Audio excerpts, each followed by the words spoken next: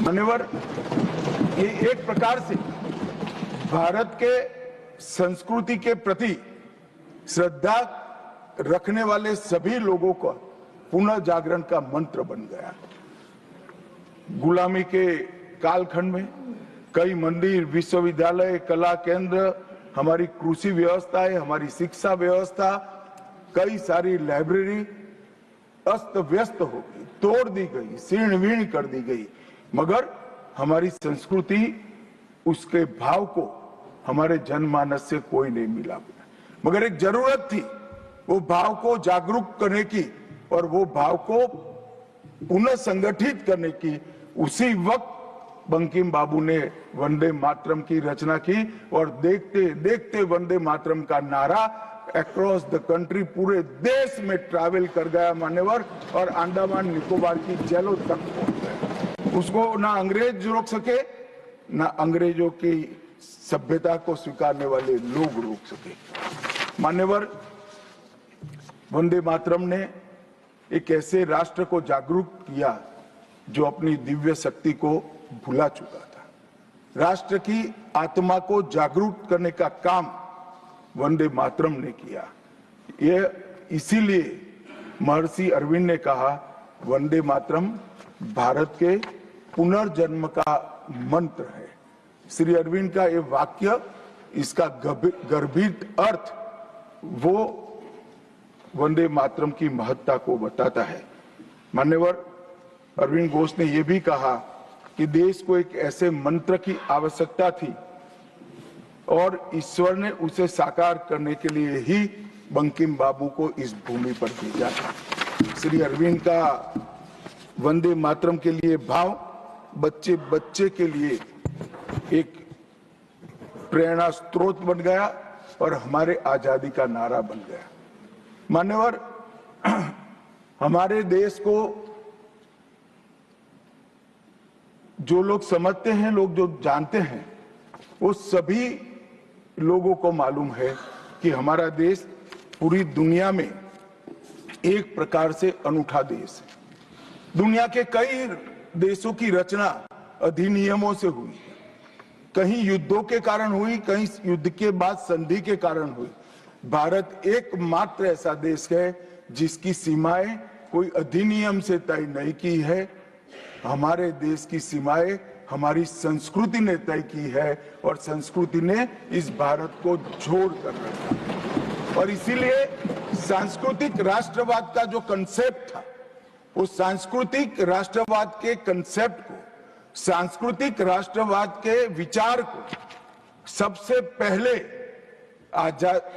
गुलामी के कालखंड में जागरूक करने का काम बंकिम चंद्र चट्टोपाध्याय जी ने किया।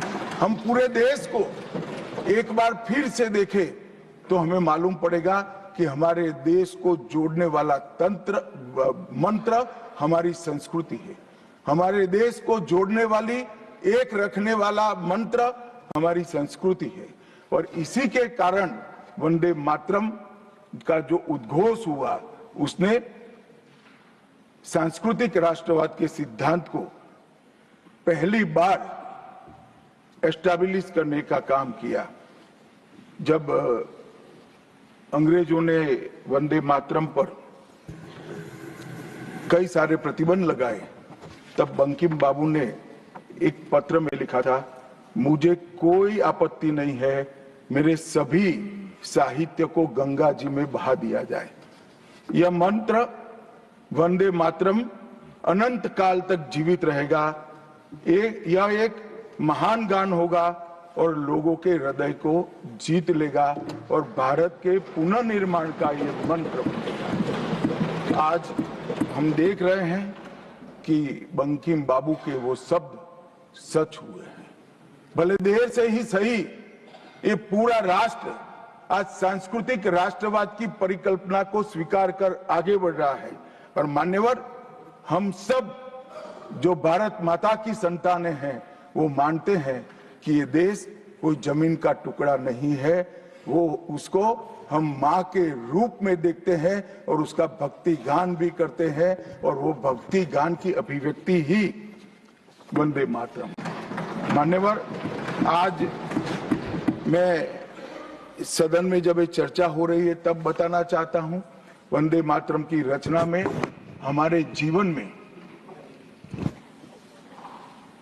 देश की भारत माता की कल्पना का जो योगदान है उसको बहुत अच्छे तरीके से भावना के साथ वर्णन किया है।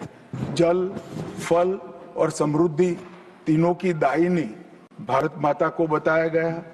शोभित पुष्पों से मन को प्रफुल्लित करने वाली भी भारत माता को बताया गया।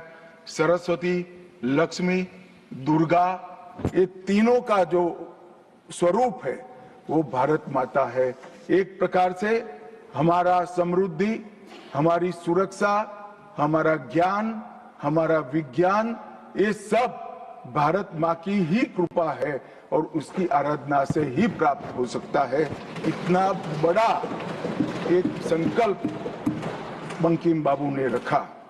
दुर्गा की वीरता, लक्ष्मी की संपन्नता और सरस्वती की मेघा, ये तीनों हमें भारत माँ की कृपा ही दे सकती है या मिट्टी ही दे सकती है। इसीलिए इसको बार बार प्रणाम करना चाहिए, माँ को प्रणाम करना चाहिए।